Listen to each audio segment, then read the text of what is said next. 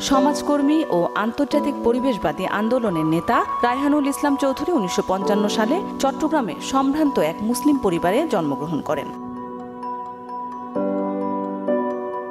বাবা খান বাহাদুর বদি আহমেদ চৌধুরী ছিলেন একজন জনবান্ধব নেতা। তিনি ১৯৩০ সালে বেঙ্গল প্রেসিডেন্সিতে MLC এবং ১৯৪০ সালে MLA হিসেবে নির্বাচিত হন।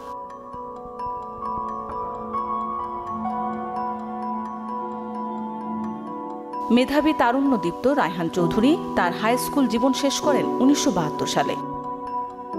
এরপর তিনি চট্টগ্রাম কমার্স কলেজে ভর্তি হন এবং সেখান থেকে ১৯৭৪ সালে ইন্টারমিডিয়েট পাশ করেন।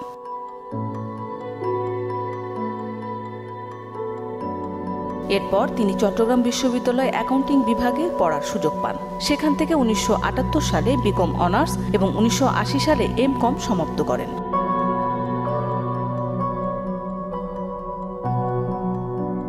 উচ্চশিক্ষার জন্য এরপর তিনি পাড়ি জমান সুদূর আমেরিকায়। এখানে তিনি ১৯৮৩ সালে MBA এবং ১৯৮৪ সালে AICPA USA থেকে সার্টিফাইড পাবলিক অ্যাকাউন্টেন্ট সার্টিফিকেট প্রাপ্ত হন, যেটি ইংল্যান্ডের চার্টার্ড অ্যাকাউন্টেন্ট সার্টিফিকেটের সমতুল্য।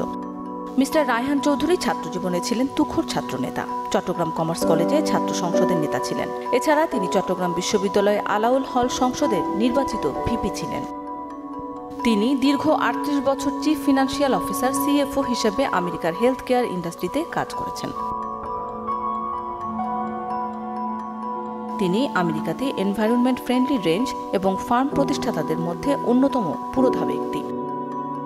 তিনি সমাজকর্মী হিসেবে আমেরিকার নিম্ন আয়ের মানুষদের নিয়ে নিরন্তর কাজ করে চলেছেন। এছাড়া তিনি চট্টগ্রামের বিভিন্ন অঞ্চলে কোভিড-19 কালীন অসহায় মানুষের জন্য ত্রাণ প্রেরণ ও স্বাস্থ্য সরঞ্জাম প্রদান সহ নিম্ন আয়ের মানুষের জন্য নিয়মিত সাহায্যের হাত বাড়িয়ে রেখেছেন।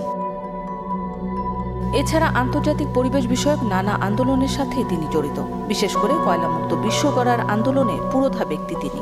Global North has to take the responsibility to fix this mess.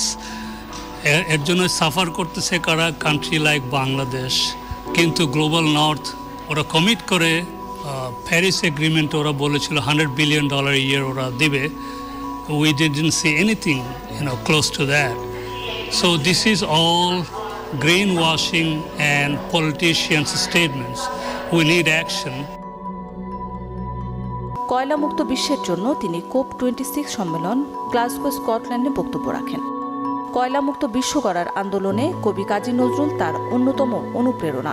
বিশেষ করে নজরুলের বিখ্যাত প্রবন্ধ রোজ কিয়ামত বা প্রলয় দিন পড়ার পর তিনি নিজেকে আরও বেশি এই আন্দোলনে সক্রিয় করেন। উক্ত প্রবন্ধে কয়লা মানবজাতিকে যে ধ্বংস করবে সে ব্যাপারে কবি আমাদেরকে শতবর্ষ আগেই সতর্ক করেছেন।